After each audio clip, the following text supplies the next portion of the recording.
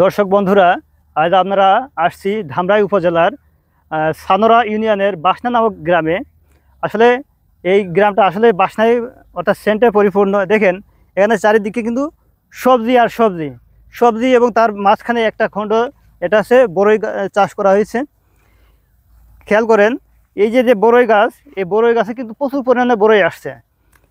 কিভাবে এই বড়ই আসছে সেই তথ্যটা আমরা আমাদের কৃষি ভাই এই সাইদুর ভাই, আমরা তার কাছ থেকে শুনবো কিভাবে তিনি এই রকমের একটা সুন্দর বাগান তৈরি করে উঠলেন বা কিভাবে এরকম একটা বাগান গড়ে তুললেন। ভাই আপনি একটু কিছু বলবেন দর্শক সম্পর্কে? জি, আসসালামু আলাইকুম। আমি মোহাম্মদ সাইদুর রহমান। আমি এক এটা মানে আমি একজন স্টুডেন্ট। আমি ছাত্র অবস্থায়, তো আমি চিন্তা ভাবনা করছিলাম কিছু করা যায় কিনা ছাত্র অবস্থায় থাকা অবস্থায়।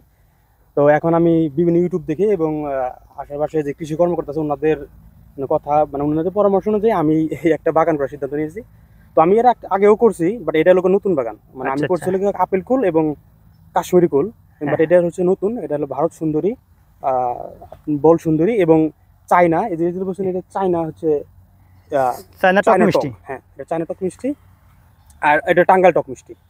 তো এই মানে এটা করার সিদ্ধান্ত নিয়েছি। এবং এছাড়া কলা বাগান আছে, আমার কলা বাগান আছে এবং আমি আরো পেঁপে বাগান করার চিন্তা ভাবনা করতেছি। তো সব মিলিয়ে এই তো। এখন এই গাছের বয়স কত ভাইয়া? এটা অনলি 6 মান্থ। 6 মাস না? 6 মাসে তো অনেক বড় হয়ে গেছে গাছে এবং প্রচুর পরিমাণে দেখতেছি ফলন আসছে। এটা প্রচুর পরিমাণ ফলন আসে। তো প্রত্যেকটা শাখায় পুরো শাখায় ফল ধরছে। এটা প্রচুর পরিমাণ ফলন আসে। এটা নেক্সট ইয়ারে আরো বেশি আসবে, তাই না? মানে এটা মানে ডাল ভেঙে যাবে। আচ্ছা, একটা গাছে কি পরিমাণ বড়ই ধরতে পারে? মানে অলমোস্ট প্রায়, মানে একটা গাছে প্রায় 1 মণ করে বড়ই আসে। 1 মণ করে বড়ই আসে। হ্যাঁ, বাট এইটা একটু প্রবলেম হয়েছে, একটু গ্রোথ একটু কম হয়েছে। আমি একটু পরিচর্যা একটু সময়ের কারণে করতে পারি নাই, সময় স্বল্পতার কারণে। হ্যাঁ, আমি তো এই যে গাছের গোড়াটা একটু পরিষ্কার করে দিবেন, ঠিক আছে? আর সার মাটি যা যা লাগে, ঠিক আছে, ওগুলো ব্যবহার করবেন। দেখবেন প্রয়োজনে কৃষি সম্প্রসারণ অধিদপ্তরের সহায়তা নেবেন। তারপর আলহামদুলিল্লাহ যথেষ্ট ভালো ফলন হয়েছে। হ্যাঁ, এটা দেখতেছি তো নতুন গাছ হিসেবে। একটু বড় হলে, যখন এগুলো একটু মানে একটু বড় হবে, তখন গাছ তো ভেঙে পড়ে যাওয়ার উপক্রম হবে, তখন কি করবেন সাপোর্ট দেওয়ার জন্য? মানে সাপোর্ট দেওয়ার জন্য আমরা ই করে দেই, ওই আড় দিয়ে দেই, বাঁশের যে আড়টা দিয়ে দেই আমরা, মানে আমরা মাচার মতো করে দেই যেটা বলে। ওকে, এখন কতটুকু জমিতে এই বড়ই গাছ লাগাইছেন? এটা টোটাল আছে 40% জায়গা লাগাইছি। 40% শতক লাগাইছি। এবার কি পরিমাণ দাম পেতে চাচ্ছেন বা কি পরিমাণ লাভ হইতে পারে? মানে এটা ইনশাল্লাহ আমি আশা করতেছি 2.5 লক্ষ 3 লক্ষ টাকা বিক্রি করবো। 2.5 লক্ষ 3 লক্ষ টাকা। এই যে আপনি একজন স্টুডেন্ট, কোন ইয়ারে লেখাপড়া করছেন? আমি গ্রাজুয়েশন কমপ্লিট করছি বাংলাদেশ ইউনিভার্সিটি থেকে, ম্যাথে থেকে। আমি এখন মাস্টার্স করতেছি। শুনছেন দর্শক বন্ধুরা, ভাই কিন্তু লেখাপড়া করে বসে নাই। আমাদের একটা সমস্যা কি, লেখাপড়া করে অনেকেই চিন্তা করে যে কৃষির সাথে জড়িত হব। আসলে কৃষিকে যদি ভালোবাসেন বা উন্নত মানের কৃষি চান, দেশে কৃষি একটা কৃষি প্রজেক্টটাকে যদি বৃদ্ধি করতে চান, বড় করতে চান, তাহলে অবশ্যই আপনাকে স্মার্টভাবে কৃষি চাষ করতে হবে, কৃষির সাথে জড়িত হতে হবে। আর কারা এই স্মার্ট কৃষির সাথে জড়িত হতে পারবে? যারা ওই কৃষি সম্পর্কে লেখাপড়া শিখছে, কৃষি সম্পর্কে ধারণা নেছে, তারা কিন্তু দ্রুত বেশি বেশি ফলন ফলাতে পারবেন। আর এই যে ভাই শুনছেন তো, মাত্র 25-30%, কত শতাংশ?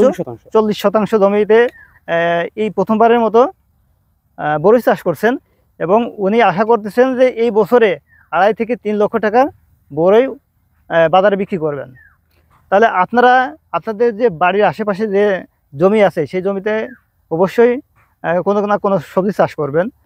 ফেলে রাখেন না, কোনো জমিকে অনাবাদি হিসেবে ফেলে রাখবেন না। প্রত্যেকটা জমি কিন্তু খুবই উপকার। আর এই মাটি কিন্তু বাংলাদেশের মাটি কিন্তু এই ফসল এবং সবজি, বিভিন্ন ফল ফলাদির গাছ চাষের জন্য উপযুক্ত একটা জায়গা।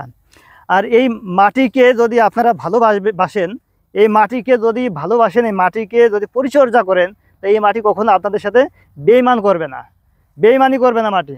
কারণ এই মাটি বাংলাদেশের মাটি মানে সোনার থেকেও খাঁটি বলে না, বাংলাদেশের মাটি আসলেই সোনার চেয়েও খাঁটি। এই মাটিকে যদি সঠিকভাবে পরিচর্যা করেন, এই মাটি আপনাকে আপনার লাইফের ভাগ্যটা গড়া দিতে পারবে। তো আপনি কি দর্শক সম্পর্কে আর কিছু বলবেন যে তারা কিভাবে চাষবাস করবে? হ্যাঁ, আমি বলতে চাচ্ছি যে আমি ছাত্র অবস্থায় আমি এটা করছি, যথেষ্ট সময় পাওয়া যায়। অনেকে টিউশনি করে অথবা হুম অনেক হুম অনেক কাজ করে। আপনার কৃষিকেও ওইরকম একটা ধরনের আপনি মানে পার্ট টাইম প্রফেশন হিসেবে ধরতে পারেন। এবং আচ্ছা কৃষির বিকল্প আসলে নাই। আপনি কৃষির বিকল্প নাই বাংলাদেশের আপনি যে ফল ফ্রুট ধরেন এগুলো, এই জি জি বরই বা এগুলো ভিটামিন সি। তো আমরা অনেক বাইরে থেকে রাষ্ট্র থেকে আসে, আপনার কমলা আসে, আপেল আসে, তো এই মালটা আসে, এগুলো কিন্তু অনেক টাকা দিয়ে আনতে হয় বাংলাদেশে। এক্স্যাক্টলি সেক্ষেত্রে এই ভিটামিন সিও এটাও কিন্তু কিন্তু এইটা আমাদের দেশে অনলি 100 টাকায় পাওয়া যায়। তো হ্যাঁ সেক্ষেত্রে আমরা ভিটামিন সি এবং আরো যে ভিটামিনের ব্যাপারগুলো আছে ওগুলো আমরা ঘাটতিটা ঘাটতিটা আমরা পেয়ারা আছে, আপনার বরই আছে, হুম হুম কলা আছে, এই সমস্ত দেশীয় ফল দিয়ে আমরা চাহিদা পূরণ করতে পারি। যেহেতু আমাদের দেশটা গরিব, আমরা ঠিক নিম্নবিত্ত, সেক্ষেত্রে আমরা এটাই চাহিদা পূরণ করতে পারি। হুম আর হুম। লজ্জার কিছু নাই এইটা। না না কৃষি আসলে আর লজ্জার কিছু অনেকে নাই, ঠিক লজ্জার আছে, করে মানে আসে না, এই প্রফেশনে আসে না। এই প্রফেশনটা কিন্তু অনেক, এখানেও সম্ভাবনা আছে, অবশ্যই এখানেও এটা সম্ভাবনা আছে কৃষিতে। আপনি কৃষিতে করলেও আপনি যথেষ্টই করতে পারবেন। হুম আমি হুম অনেকে আমাদের এখানে সবচেয়ে প্রবণতা বেশি হচ্ছে গভর্নমেন্ট জবের জন্য, ঠিক সরকারি চাকরির জন্য। এটা মানে 20তম গ্রেড 16তম গ্রেডের চাকরির জন্য এখানে আপনারা করে ওনারা প্রচুর পড়াশোনা বা টাকা পয়সা দেওয়া হইলেও যেটা বাস্তবতা, এটা করে অনলি 20,000 টাকা, 17,000 18,000 হ্যাঁ টাকা বেতন। তো সেক্ষেত্রে মানে দেখা যায় যে বছরে আপনার সব মিলে 2,40,000 টাকা কিন্তু বছর আসতেছে। বাট আমি হুম এখানে পরিশ্রম দিই না, আমি পড়াশোনার পাশাপাশি করতেছি, আমার যদি 2.5 লক্ষ টাকা এখানে এক বছরের টাকা যদি এখানে আসে, অবশ্যই এটা তো এক আমি বছর 1 বছর জব করব সপ্তাহে 6 দিন, এবং মানে সপ্তাহে 6 দিন 8টা to 5টা। তো আমি এখানে কোনো পরিশ্রম করতেছি না, এনে অনলি আমি সার বীজ দিচ্ছি, মাঝে মাঝে শ্রমিক নিচ্ছি। তো পাশাপাশি আমার যে কাজ, মেইন কাজটা সেটা আমি চালিয়ে যাচ্ছি। জব করে তো জবে তো স্বাধীনতা নাই। স্বাধীনতা নাই। আপনি হ্যাঁ, এই যে এখানে যে নিজের এটা ইন্ডিপেন্ডেন্ট, নিজের এটা স্বাধীনতা, হুম, এই স্বাধীনতাটা ফিল করতেছেন, হুম। এটা তো কিন্তু এটা বড় একটা পাওয়া। না, বড় অনেক পারো, অনেক পরিবারের সাথে সময় দিতে সময় দিতে পারতেছেন, পারতেছি। ঠিক আছে, তারপরে এই যে গ্রামের পরিবেশের সাথে মিশতে পারতেছেন, এটা কিন্তু সবাই পারে না, না, এটা সবাই পারে না। ঠিক আছে, এগুলো সবাই পারে না। কিন্তু হুম। আমরা আমাদের একটা সমস্যা, আমরা মনে করি যে আম- লেখাপড়া শিখে জি। যে আমরা কেন কৃষির সাথে জড়িত হব, লেখাপড়া কেন শিখছি, তাহলে তো লেখাপড়া শিখতাম না, আগে থেকে কৃষক হতাম। জি। হ্যাঁ, কেন লেখাপড়া শিখতে হবে এটা বুঝতে পারতেছেন? হ্যাঁ। দেখেন, এই যে ইনি কিন্তু লেখাপড়া শিখে যে বাগানটা তৈরি করছেন, এই বাগানটা আছে স্মার্ট বাগান।